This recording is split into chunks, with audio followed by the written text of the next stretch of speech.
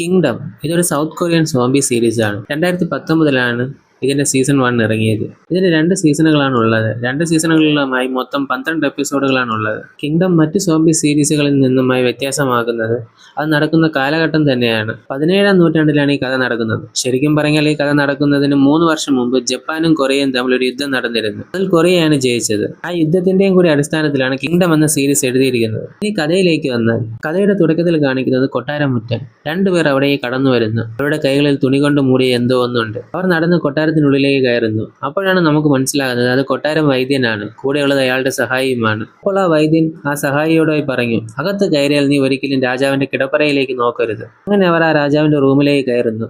ആ വൈദ്യർ രാജാവിനെ ചികിത്സിക്കാനായി തന്റെ കയ്യിലുണ്ടായിരുന്ന ഉപകരണങ്ങളെല്ലാം നിവർത്തിവെച്ചു. എന്നിട്ട് ആ സഹായിയോട് അവന്റെ കയ്യിലിരിക്കുന്ന മരുന്ന് രാജാവിന്റെ മുന്നിലേക്ക് കൊണ്ടുവയ്ക്കാൻ പറഞ്ഞു. ആ പയ്യൻ തല താഴ്ത്തി രാജാവിന്റെ കിടപ്പറയുടെ മുന്നിലേക്ക് വന്നു. കിടപ്പറയുടെ മുന്നിലായി ഒരു കർട്ടൻ ഇട്ടിട്ടുണ്ട്.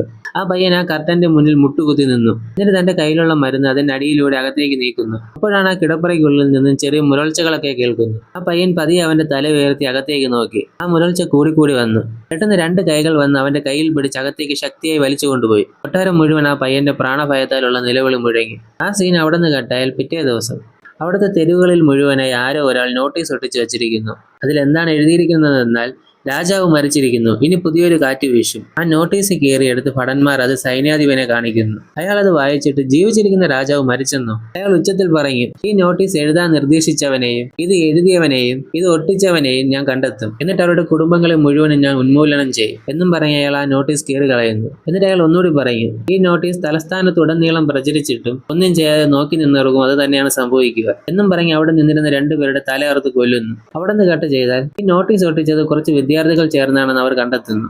അങ്ങനെ സൈന്യം അവരുടെ വിദ്യാലയത്തിൽ കയറി ആ വിദ്യാർത്ഥികളെല്ലാം തല്ലി ചതച്ച് അവിടെ നിന്നും പിടിച്ചുകൊണ്ടു പോകുന്നു. ഇതേ സമയം തന്നെ കൊട്ടാരത്തിനകത്തുള്ളവർക്കും ഇപ്പോൾ സംശയം തോന്നി തുടങ്ങി, രാജാവ് ജീവിച്ചിരിപ്പുണ്ടോ എന്ന്. എന്നാൽ രാജാവിന് വസൂരി ബാധിച്ചിട്ട് 10 ദിവസമായി. ഇതിനിടയിൽ രാജാവിനെ കണ്ടിട്ടുള്ളത് രാജാവിന്റെ മുഖ്യ ഉപദേശകനും അയാളുടെ മകളും 2ാമത്തെ രാജ്ഞിയും മാത്രമാണ് രാജാവിനെ കണ്ടിട്ടുള്ളത്. ശരിക്കും ഈ കഥ എങ്ങനെയെന്നാൽ രാജാവ് 2 വിവാഹം കഴിച്ചിട്ടുണ്ട്. അതിൽ ആദ്യ ഭാര്യയിൽ രാജാവിന് ഒരു മകനുണ്ട്. അവനാണ് ഈ കഥയുടെ നായകൻ. ആദ്യ ഭാര്യയുടെ മരണശേഷം 2ാമത് രാജാവ് ഒരു വിവാഹം കഴിക്കുന്നു. അതും ആദ്യ ഭാര്യയിൽ ജനിച്ച മകന് 18 വയസ്സായതിനു ശേഷമാണ് രാജാവ് 2ാമത് വിവാഹം കഴിക്കുന്നത്. ഈ 2ാമത് വിവാഹം കഴിക്കുന്നത് രാജാവിന്റെ ഉപദേശകന്റെ മകളെയാണ്. ഈ 2ാമത്തെ രാജ്ഞിയും ആദ്യ ഭാര്യയിലുണ്ടായ മകനും സമപ്രായക്കാരാണ്. രാജാവിന് സുഖമില്ലാതെ കിടക്കുന്നതിനാൽ രാജ്യത്തിന്റെ നിയന്ത്രണം 2ാമത്തെ രാജ്ഞിയുടെയും അവരുടെ അച്ഛന്റെയും കീഴിലുമാണ്. അതുകൊണ്ട് തന്നെ അസുഖം ബാധിച്ചതിന് ശേഷം രാജാവിനെ ഇവർ 2 പേരും അല്ലാതെ മറ്റാരും കണ്ടിട്ടുമില്ല. അടുത്ത സീനിൽ കാണിക്കുന്നത് രാജാവിന് ആദ്യ ഭാര്യയിലുണ്ടായ മകനെയാണ്. ഇതാണ് ഈ കഥയുടെ നായകൻ. രാജാവിന്റെ മരണശേഷം അടുത്ത രാജാവാകേണ്ടത് ഇവനാണ്. യുവരാജാവ് ഇപ്പോൾ 2ാമത്തെ രാജ്ഞിയുടെ മുന്നിൽ മുട്ടിൽ നിന്ന് യാചിക്കുകയാണ്. തന്നെ തന്റെ അച്ഛനെ കാണാൻ അനുവദിക്കണമെന്നും അച്ഛനെ കാണാനുള്ള തന്റെ അവകാശം നിഷേധിക്കരുതെന്നും പറയും. കാരണം യുവരാജാവാണെന്നൊക്കെ പറഞ്ഞാലും രാജാവും രാജ്ഞിയും കഴിഞ്ഞാലേ യുവരാജാവിന് സ്ഥാനമുള്ളൂ. ഇതെല്ലാം കേട്ടതിന് ശേഷം രാജ്ഞി യുവരാജാവിനോട് പറയും, നിന്റെ പിതാവ് വസൂരി ബാധിതനായി കിടക്കുകയാണ്. അദ്ദേഹത്തെ പരിചരിക്കുന്നതിനിടയിൽ രോഗം പകർന്ന് നീയും കിടപ്പിലായ ഈ രാജ്യത്തെ ആരാണ് നയിക്കുന്നത്? മുതിർന്ന രാജകുടുംബാംഗം എന്ന നിലയിൽ എനിക്കൊരിക്കലും അത് അനുവദിച്ചു തരാൻ പറ്റില്ല. യുവരാജാവ് എന്തൊക്കെ പറഞ്ഞിട്ടും രാജ്ഞി രാജാവിനെ കാണാൻ അനുവദിച്ചില്ല. അങ്ങനെ അവിടെ നിന്ന് തിരിച്ച് റൂമിലെത്തിയ യുവരാജാവിന് ദേഷ്യം അടക്കാൻ സാധിച്ചില്ല. എങ്ങനെയും രാജാവിനെ കണ്ടേ തീരൂ എന്ന് ഉറപ്പിച്ചു. അങ്ങനെ അവിടേക്ക് യുവരാജാവിന്റെ അംഗരക്ഷകൻ വരുന്നു. അയാൾ രാജാവിന്റെ അംഗരക്ഷകൻ മാത്രമല്ല, സുഹൃത്തും വിശ്വാസിയും കൂടിയാണ്. അയാളോട് യുവരാജാവ് ഒരു കാര്യം ആവശ്യപ്പെടുന്നു. വൈദ്യശാലയിൽ സൂക്ഷിച്ചിരിക്കുന്ന പത്രിക എനിക്ക് വേണ്ടി കൊണ്ടുവന്ന് തരണമെന്ന് പറയും. പത്രിക എന്തെന്ന് വെച്ചാൽ രാജാവിന് അസുഖം വന്നത് മുതൽ എന്തൊക്കെ മരുന്നുകളാണ് കൊടുത്തിട്ടുള്ളതെന്നും രാജാവിന്റെ രോഗലക്ഷണങ്ങൾ എന്തൊക്കെയാണെന്നും അങ്ങനെ തുടങ്ങിയ എല്ലാ കാര്യങ്ങളും അതിൽ രേഖപ്പെടുത്തിയിരിക്കും. അംഗരക്ഷകൻ പറഞ്ഞു, രാത്രിയും പകലും അവിടുത്തെ കാവൽക്കാരുടെ കർശന നിരീക്ഷണത്തിലാണ്. അവരെ മറികടന്ന് അത് എങ്ങനെ എടുക്കാൻ പറ്റും? യുവരാജാവ് 2ഉം കൽപ്പിച്ചാണെന്ന് അംഗരക്ഷകന് മനസ്സിലായി. അങ്ങനെ അയാൾ ഏത് വിധേന ഞാൻ ആ പത്രിക കൊണ്ടുവന്ന് തരാമെന്ന് പറഞ്ഞ് അവിടെ നിന്ന് പോയി. അതേസമയം തന്നെ യുവരാജാവ് രാത്രിയിൽ ആരും കാണാതെ കൊട്ടാരത്തിനകത്ത് പ്രവേശിക്കുന്നു. ഭടന്മാരുടെ കണ്ണിൽ പെടാതെ അവിടെ ഒരു റൂമിലായി ഒളിച്ചിരുന്നു. അപ്പോഴാണ് യുവരാജാവിന് ഒരു വൃത്തികെട്ട ദുർഗന്ധം അടിക്കുന്നത്. പെട്ടെന്ന് പുറത്തായി ആരോ ഒരാൾ നിൽക്കുന്നതായി കണ്ടു. അയാളിൽ നിന്നും ഭയപ്പെടുത്തുന്ന രീതിയിൽ മുരൾച്ചകൾ കേൾക്കുന്നു. ആ രൂപം യുവരാജാവിന്റെ അടുത്തേക്ക് പതിയെ പതിയെ വന്നു. പെട്ടെന്ന് റൂമിന്റെ ഡോർ പുറത്തു നിന്നും ആരോ തുറന്നു. നോക്കിയപ്പോൾ അത് കാവൽക്കാരായിരുന്നു. അവരുടെ കൂടെ സൈന്യാധിപനും ഉണ്ടായിരുന്നു. ഈ സൈന്യാധിപൻ 2ാമത്തെ രാജ്ഞിയുടെ സഹോദരനും കൂടിയാണ്. അവരെ കണ്ട യുവരാജാവ് പറഞ്ഞു, ഞാൻ ഇവിടെ ഒരു ഭീകരജീവിയെ കണ്ടെന്നും അതിന് രക്തത്തിന്റെ ഗന്ധമായിരുന്നു എന്നും പറഞ്ഞു. ഇത് കേട്ട സൈന്യാധിപൻ ചിരിച്ചുകൊണ്ട് അത് രാജകുമാരന് തോന്നിയതായിരിക്കുമെന്നും പറഞ്ഞു. എന്നിട്ട് യുവരാജാവ് എന്താ ഈ സമയം കൊട്ടാരത്തിനകത്ത് എന്ന് ചോദിച്ചു. ഞാൻ അച്ഛനെ കാണാൻ വന്നതാണ്. കിടപ്പറയിലോട്ടാണ് ഞാൻ പോകുന്നതെന്നും പറഞ്ഞ് അങ്ങോട്ട് പോയി. കാവൽക്കാർ തടയാൻ ശ്രമിക്കുന്നുണ്ടെങ്കിലും അതൊന്നും യുവരാജാവ് കൂട്ടാക്കിയില്ല. പെട്ടെന്ന് സൈന്യാധിപൻ തന്റെ വാളൂരി യുവരാജാവിന് നേരെ നീട്ടി. അപ്പോൾ യുവരാജാവ് പറഞ്ഞു, കേവലം ഒരു സൈന്യാധിപന് രാജകുടുംബത്തിലെ ഒരു അംഗത്തിന് നേർക്ക് വാളെടുക്കാൻ മാത്രം ധൈര്യമുണ്ടോ എന്ന് ചോദിച്ചു. സൈന്യാധിപൻ പറഞ്ഞു, രാജ്ഞിയുടെ കൽപ്പനയാണ് ആരെയും അകത്തേക്ക് കടത്തി വിടരുത് എന്ന്. ഞങ്ങൾ ഞങ്ങളുടെ ജോലിയാണ് ചെയ്യുന്നത്. യുവരാജാവ് പറഞ്ഞു, ഞാൻ പിന്മാറില്ല, നിനക്ക് വെട്ടാൻ പറ്റുമെങ്കിൽ വെട്ട് എന്ന് പറഞ്ഞു. യുവരാജാവിന്റെ അടുത്ത് തന്റെ അഭ്യാസങ്ങളൊന്നും ഇനി മുതലാകില്ല എന്ന് കണ്ട സൈന്യാധിപൻ പിന്മാറുന്നു. അങ്ങനെ യുവരാജാവ് തന്റെ അച്ഛൻ വിശ്രമിക്കുന്ന റൂമിന്റെ മുന്നിൽ വന്ന് വാതിൽ തുറന്നു. എന്നാൽ അവിടെ അച്ഛന്റെ സ്ഥാനത്ത് കണ്ടത് മുഖ്യ ഉപദേശകനെ ആയിരുന്നു, അതായത് നമ്മുടെ രാജ്ഞിയുടെ അച്ഛനെ. അയാളോട് യുവരാജാവ് തന്റെ അച്ഛൻ എവിടെയെന്ന് ചോദിച്ചു. അതിന് അയാൾ പറഞ്ഞു, രാജാവിന് അസുഖം സുഖമായി, രാജാവ് രാജ്ഞിയെ കാണാൻ പോയിരിക്കുകയാണ്, അതുകൊണ്ട് ഇന്നിന് കാണാൻ സാധിക്കില്ല എന്ന് പറഞ്ഞു. അങ്ങനെ യുവരാജാവ് തന്റെ എല്ലാ ശ്രമങ്ങളും പരാജയപ്പെട്ട സങ്കടത്തിൽ അവിടെ നിന്നും പുറത്തേക്ക് പോയി. തിരിച്ച് റൂമിലെത്തിയ യുവരാജാവിന്റെ അടുത്തേക്ക് അംഗരക്ഷകൻ വന്നു. യുവരാജാവ് ചോദിച്ചു, നിനക്കത് കിട്ടിയോ? അയാൾ പറഞ്ഞു, കിട്ടി, ഞാൻ പിടിക്കപ്പെടേണ്ടതായിരുന്നു, ഒരുവിധം കഷ്ടിച്ച് രക്ഷപ്പെട്ടു. രാജകുമാരൻ അത് വാങ്ങി നോക്കിയിട്ട് പറഞ്ഞു, 10 ദിവസം മുൻപ് മാസത്തിന്റെ അവസാനത്തിലാണ് അച്ഛൻ അസുഖം വന്നത്. ഇതിൽ എഴുതിയിരിക്കുന്നത് വിറയലും പനിയും തലവേദനയുമാണ് രാജാവിന് ആദ്യം വന്നത്. അത് മാറാനുള്ള കഷായം പലതവണ കൊടുത്തു, എന്നിട്ടും ഫലമുണ്ടായില്ല. അത്ര മാത്രമേ ആ ബുക്കിൽ രേഖപ്പെടുത്തിയിട്ടുള്ളൂ. ബാക്കി പേജുകളിൽ ഒന്നും എഴുതിയിട്ടില്ല. അച്ഛൻ ഗുരുതരാവസ്ഥയിലായിരുന്നു, അസുഖം ഭേദമായിട്ടുമില്ല.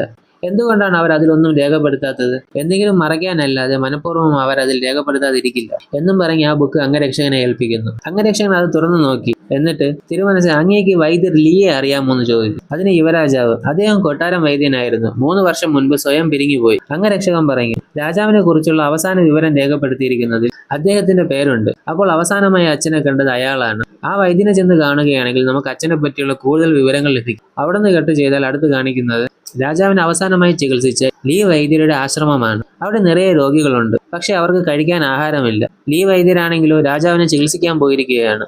അദ്ദേഹം തിരിച്ചു വരുമ്പോൾ ഇവർക്കായി കഴിക്കാൻ എന്തെങ്കിലും കൊണ്ടുവരുമെന്ന പ്രതീക്ഷയിലാണ് ഇവരിപ്പോഴുള്ളത്.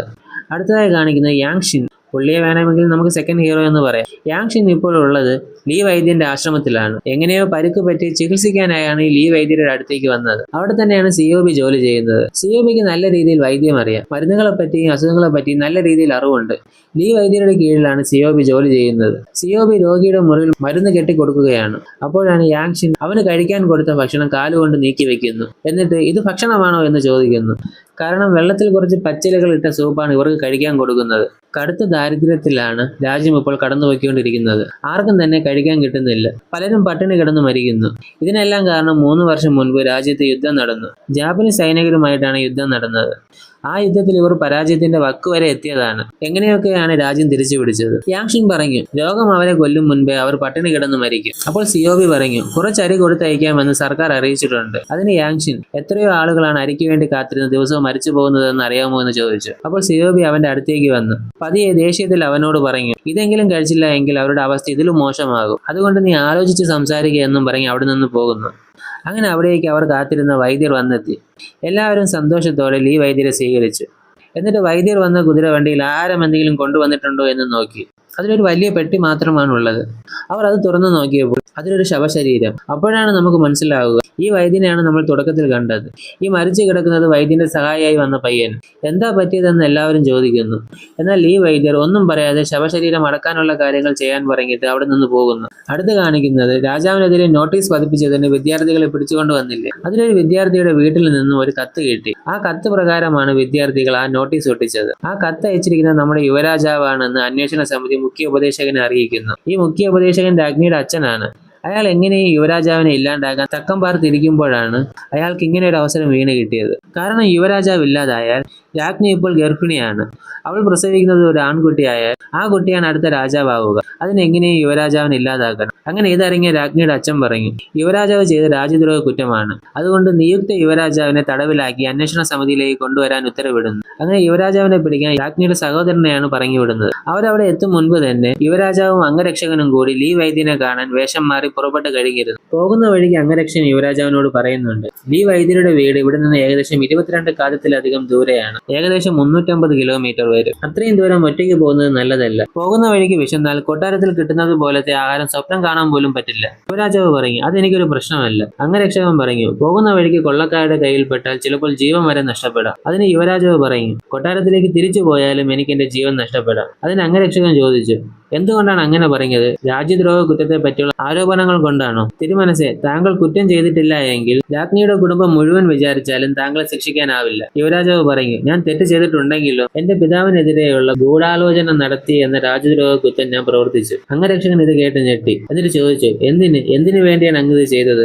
താങ്കൾ നിയുക്ത രാജാവല്ലേ, എന്നായാലും സിംഹാസനം താങ്കളുടേത് തന്നെ ആവില്ലേ? യുവരാജാവ് പറഞ്ഞു, അത് ശരിയാണ്, ഞാനാണ് ഈ രാജ്യത്തിന്റെ നിയുക്ത രാജാവ്, എന്റെ പിതാവിന്റെ ഏക മകൻ. പക്ഷെ രാജ്ഞി നിയമസാധ്യതയുള്ള ഒരു മകന് ജന്മം നൽകിയാൽ ഞാൻ കൊല്ലപ്പെടും. അതുകൊണ്ടാണ് ഞാൻ അങ്ങനെ ചെയ്തത്. കാരണം എനിക്ക് ജീവിച്ചിരിക്കണമായിരുന്നു. എന്നെ രക്ഷിക്കാൻ ഒരുപാട് വിദ്യാർത്ഥികൾ കാര്യാലയത്തിൽ ജീവൻ ബലി കൊടുക്കുന്നുണ്ട്. എനിക്കും അവർക്കും രക്ഷപ്പെടാനുള്ള ഏക മാർഗം വൈദ്യർ ലീയെ കണ്ടെത്തുകയാണ്. എന്നിട്ട് എന്റെ പിതാവിന് എന്ത് സംഭവിച്ചു എന്ന് അറിയണം എന്നും പറഞ്ഞ് അവിടെ നിന്ന് പോകുന്നു. എന്നാൽ ഇവിടെ കൊട്ടാരത്തിൽ യുവരാജാവ് വൈദ്യർ ലീയെ കണ്ടുപിടിക്കാനായി പോയ കാര്യം അറിയുന്നു. രാജ്ഞിയുടെ പിതാവ് സൈന്യാധിപനായ തന്റെ മകനെ വിളിച്ചു. എന്നിട്ട് പറഞ്ഞു, വൈദ്യർ ലീയെ നമുക്ക് ഇനിയും ആവശ്യമുണ്ട്, എന്നാൽ യുവരാജാവിന് ആവശ്യമില്ല. അതുകൊണ്ട് യുവരാജാവ് വൈദ്യർ ലീയെ കാണുന്നതിന് മുൻപ് തന്നെ അവനെ തടഞ്ഞു നിർത്തണം. അതിനായി അവനെ കൊല്ലേണ്ടി വന്നാലും ശരി. അങ്ങനെ രാജകുമാരനെ പിടിക്കാനായി സൈന്യാധിപനും കുറച്ച് പടയാളികളും കൂടെ പോകുന്നു. അവിടെ നിന്ന് കട്ട് ചെയ്താൽ സിയോബി വൈദ്യശാലയിലേക്ക് ആവശ്യമായ ചെടികളും വേരുകളും എടുത്ത് തിരിച്ചു വരുമ്പോൾ ചിമ്മിനിയിൽ നിന്നും പുക വരുന്നത് കാണുന്നു. എന്താ നടക്കുന്നതെന്ന് അറിയാതെ അകത്തേക്ക് ചെന്ന് നോക്കിയപ്പോൾ എല്ലാവരും ആർത്തിയോടെ ആഹാരം കഴിക്കുന്നു. ഒരുപാട് നാളുകൾക്ക് ശേഷം ഇന്നാണ് അവർ വയർ നിറച്ച് ആഹാരം കഴിക്കുന്നത്. സിയോബി എവിടെ നിന്നാണ് ആഹാരം കിട്ടിയതെന്ന് അറിയാൻ അടുക്കളയിലേക്ക് പോയി നോക്കുന്നു. അവിടെ യാങ്ഷിൻ ഉണ്ട്, നമ്മുടെ സെക്കൻഡ് ഹീറോ. പുള്ളി അടുക്കളയിൽ നിന്ന് ആഹാരം പാകം ചെയ്യുകയാണ്. സിയോബി ചോദിച്ചു, എന്താ നടക്കുന്നത് ഇവിടെ? യാങ്ഷിൻ പറഞ്ഞു, കണ്ടിട്ട് മനസ്സിലായില്ലേ, രോഗികൾ വിശന്ന് മരിക്കുകയാണ്. പക്ഷെ വൈദ്യരാകട്ടെ മുറിക്കുള്ളിൽ അടച്ചിരിക്കുന്നു. ജീവൻ നിലനിർത്താൻ ഭക്ഷണം വേണമായിരുന്നു, അതുകൊണ്ട് ഞാനൊരു മാനിനെ വേട്ടയാടി എന്ന് പറഞ്ഞു. അപ്പോൾ പുറത്തൊരാൾ, അല്പം കൂടി ഭക്ഷണം തരാമോ എന്ന് ചോദിച്ചു. ഇത് കേട്ട സിയോബി, അതിനെന്താ തരാമല്ലോ എന്നും പറഞ്ഞു. അടുക്കളയിൽ കയറി ഉണ്ടാക്കി വെച്ചിരിക്കുന്ന സൂപ്പ് ഒരു തവി കൊണ്ട് കോരി മണത്ത് നോക്കി. സിയോബിക്ക് സന്തോഷമായി. അതൊന്ന് രുചിച്ചു നോക്കാമെന്ന് കരുതി വായുടെ അടുത്തേക്ക് കൊണ്ടുവന്നപ്പോഴാണ് പുറത്തു നിൽക്കുന്ന ആളുടെ കാര്യം ഓർമ്മ വന്നത്. അങ്ങനെ അയാൾക്ക് കൊടുത്തതിന് ശേഷം കഴിക്കാമെന്ന് കരുതി ആ സൂപ്പ് പാത്രത്തിലേക്ക് വീഴ്ത്തിയപ്പോൾ അതിലൊരു മനുഷ്യന്റെ വിരൽ. അവൾ പേടിച്ച് പാത്രം താഴെ ഇട്ടു. സിയോബിക്ക് മനസ്സിലായി, അത് മാനിറച്ചിയല്ല, ഇത് വൈദ്യർ ലീ കൊണ്ടുവന്ന ശവശരീരമാണ്. അവൾ പുറത്തേക്ക് വന്ന് നോക്കിയപ്പോൾ എല്ലാവരും വാരി വലിച്ചു കഴിക്കുന്നു. അവിടെ ഒരു സൈഡിലായി യാങ്ഷിൻ ഇരിക്കുന്നത് കണ്ടു. ഇത് ശവശരീരം കൊണ്ടുണ്ടാക്കിയ സൂപ്പ് ആയതുകൊണ്ടെന്ന് അറിയാവുന്നത് കൊണ്ടായിരിക്കാം യാങ്ഷിൻ ഈ സൂപ്പ് കഴിച്ചിട്ടില്ല. സിയോബി ദേഷ്യത്തിൽ ഓടിച്ചെന്ന് അവന്റെ തുണിയിൽ ചുറ്റിപ്പിടിച്ച് അടുത്ത റൂമിലേക്ക് കൊണ്ടുപോകുന്നു. അവനെ കുറെ തല്ലുന്നുമുണ്ട്.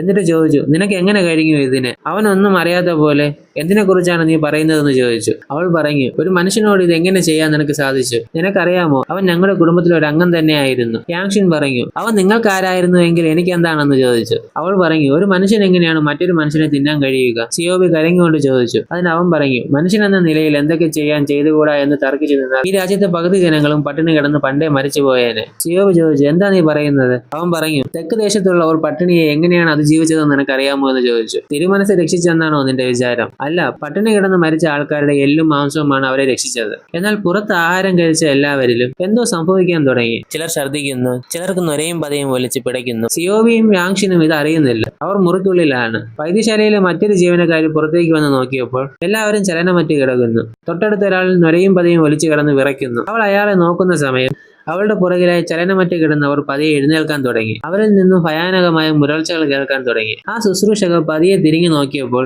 അവരെല്ലാവരും അവളുടെ പുറത്തേക്ക് ചാടി വീഴുന്നു. അവളുടെ നിലവിളി മുറിക്കുള്ളിലായിരുന്ന സിയോബിയും യാങ്ഷിനും കേൾക്കുന്നു. അവർ പെട്ടെന്ന് പുറത്തെന്താ എന്ന് നോക്കാൻ വേണ്ടി കതവിന്റെ അടുത്തേക്ക് എത്തിയത് കതകിന്റെ അടിയിലൂടെ ചോര ഒലിക്കുന്നത് കാണുന്നു. ഡോറിന്റെ വിടവിലൂടെ പുറത്തേക്ക് നോക്കിയപ്പോൾ പുറത്തുള്ള എല്ലാവരും സോംബികളായി മാറി അവിടെ ഉണ്ടായിരുന്ന ജോലിക്കാരിയെ ഭക്ഷിക്കുന്നു. അവിടെ വെച്ച് ആദ്യത്തെ എപ്പിസോഡ് തീരുന്നു.